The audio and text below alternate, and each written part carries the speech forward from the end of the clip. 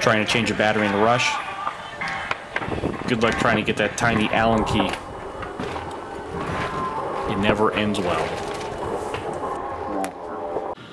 Hey guys, got the Etha 2 here. This video is all about why you're going to be recommending it to your friends as your first, second, or even third marker. This thing is amazing, and this video is going to show you all about it.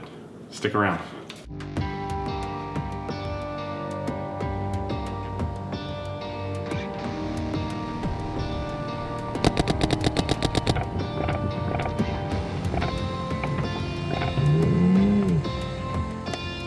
Etha 2, I think the entire design, Planet Eclipse, I think they really changed it up for the industry. I mean, we had Tools, Hopper, Revolution, what was that, maybe 10 years ago, something like that. And I think I think it's going to start happening with paintball markers. And I think this and the Vulcan Code are kind of the first two to go along.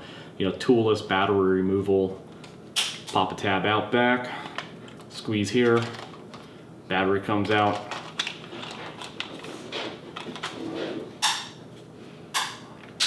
Same thing for the back grip, you pull here, and you can pull the back grip off, the rubber, and the front piece here.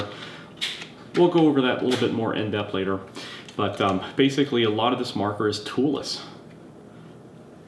You know, and the back bolt, while it's not necessarily toolless removal of the Geo or the CSR or CS1, it's still, you know, removable by hand if it wasn't over tightened to begin with.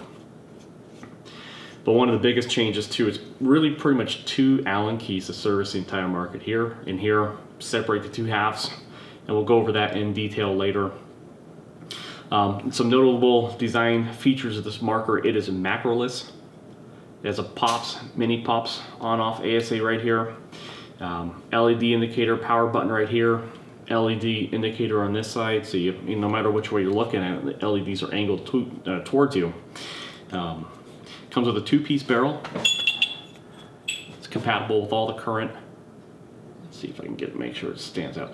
It's compatible with all the current PE barrel systems right now, which is pretty slick. So if you like that shaft 5, whatever the case may be, you know, you can interchange it.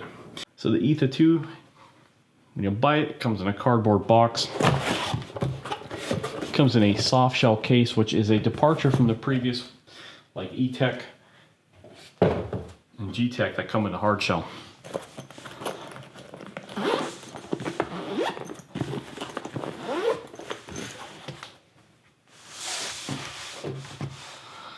So we've got an owner's manual, barrel sock. We have our two-piece barrel system over here. Again, compatible with anything else in the Planet Eclipse marker lineup right now, in the Shaft 5 series. We've got our Allen keys. We actually have a very complete rebuild kit over here. Essentially, we've got screws, we've got O-rings, and we've got detents inside here. So you're set. Comes with grease right here in this pocket. And obviously we have our Etha.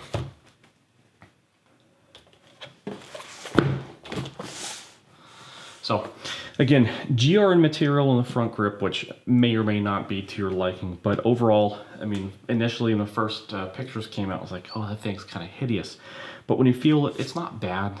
It's not as good as, say, the E-Tech 5 and, you know, LV1 and the Geo and the CS1, but yeah, it is hard material, and the shape, you know, might not be the best profile, but it really isn't that bad. Back grip is rubber, and it actually feels pretty good in hands. Trigger. You know, this is a highly adjustable trigger. It feels good to me. It's got a lot of feedback, which was one of my gripes about the E-Tech 5. You know, the triggers are all preference. Some people love them with a little bit of feedback. Some people want them looser. So it's a little bit departure from some of the current Planet Eclipse markers, but still very adjustable. You can tweak it to your liking. Feed neck, GRN material. But again, it's pretty durable. I'm taking a couple falls with it already, no problem. There are many pops on off. Again, LED indicator over here. LED indicator here. On off button. We got our eye covers. We'll go into more detail on that later. Here's our mini pops.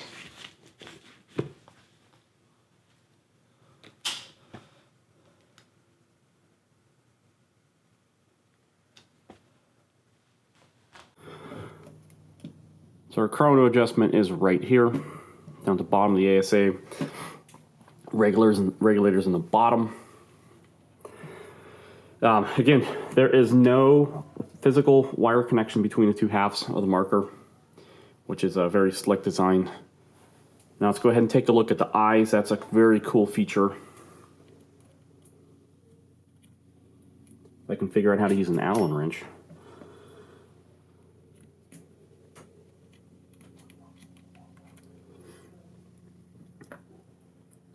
So apparently mine are a little dirty. But right here, what we have is we basically have a optic where it goes through and around. So it comes in this way and exits the top. So it comes in the bottom, exits the top. So there is no physical wire connection. Here's our eye hole. There's our eye in the bottom. So it's a very slick design the way they did that. It's pretty awesome. Again, for servicing the gun, there's only basically really 2 screws you got to worry about taking the thing apart. Get the back off. You don't have to use an Allen if it wasn't tightened too much, but if it was tightened too much, use a 3/16. Break it loose.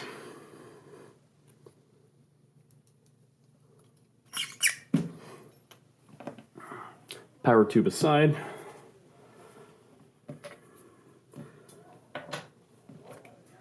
Another Allen. There we go.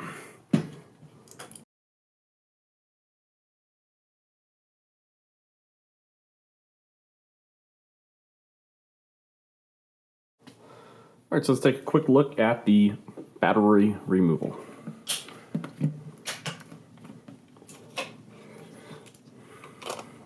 So again, that easy to get the battery out. Pull the locking tab out, squeeze the 2 tabs here, pull down, battery slides right out. Of course, you got to get in both sides in the tab, push in. Let's take a quick look at the grips. Pull our tab out back here. Easy to get the back half off.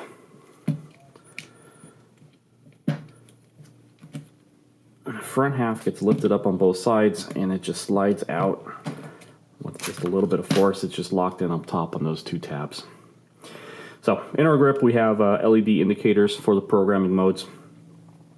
You can see our regulator at the bottom, air transfer tube, solenoid. Again, to put it back in, just make sure the tabs are located up at the top properly. And I bumped the tab, there we go. And like that, we are good to go.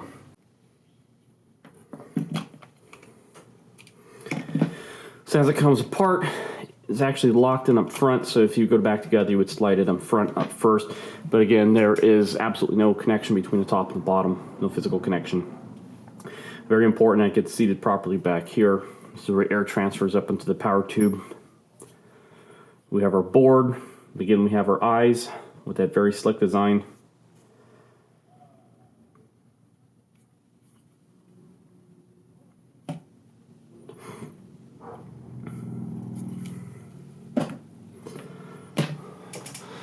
So neat thing about the power tube is basically it's a plastic outer shell around the metal inner core, and you can go ahead and push that guy out if you really wanted to.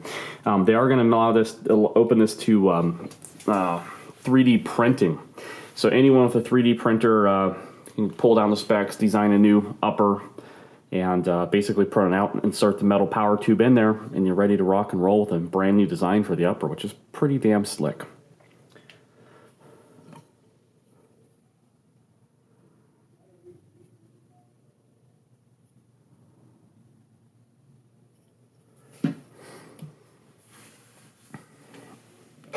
Go ahead and put it back together. I mean, it's extremely easy just to get those 2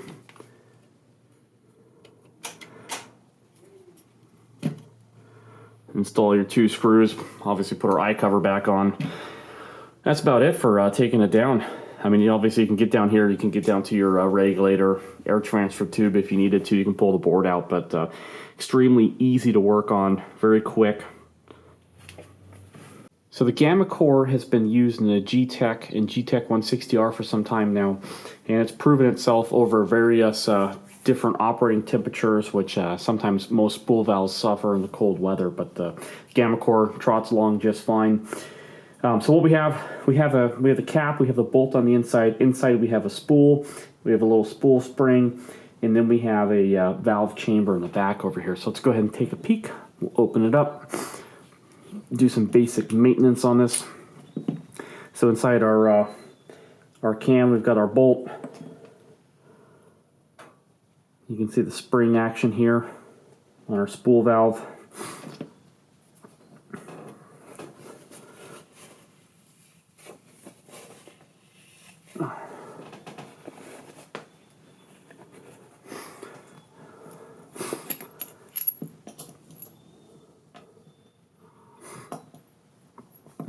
So here's our cam, here's our spool, here's our spring, our switch, and our bolt guide. So we're just going to go clean everything up, get the old grease off.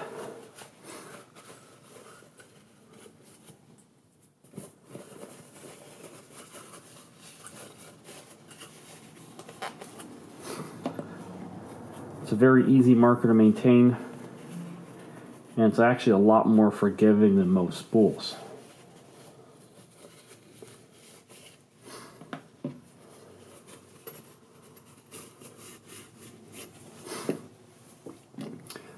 And obviously, for the sake of the video, I'm not going to go through and make sure every bit of old grease is off. Do it fairly quickly here. Take our supplied grease. We put just a little bit on every O-ring. Get the excess off.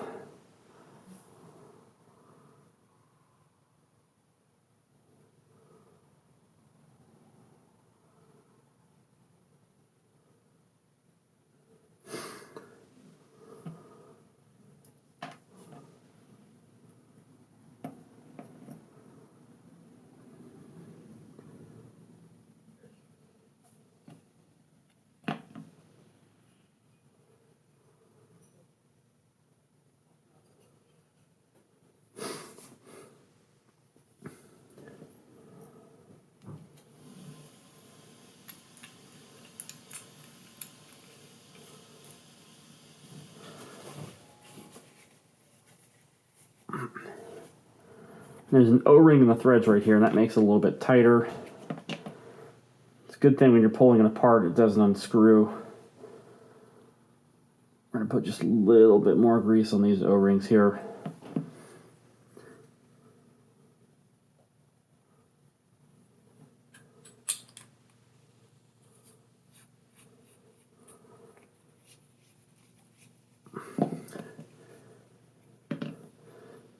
Just a little bit of grease.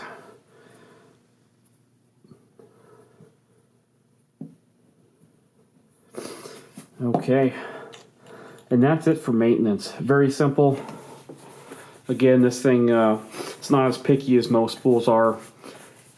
So as you can see, the Etha 2 sets a standard in the current markers right now for as far as toolless, efficiency in design, for ease of maintenance, for ease of servicing. Its power tube is just phenomenal. The maintenance on there, it's not that picky compared to some of the others just by intelligent design, the way they did it. Very slick, very efficient. It's a great marker. I think you guys are going to agree it's going to be one to recommend to everybody.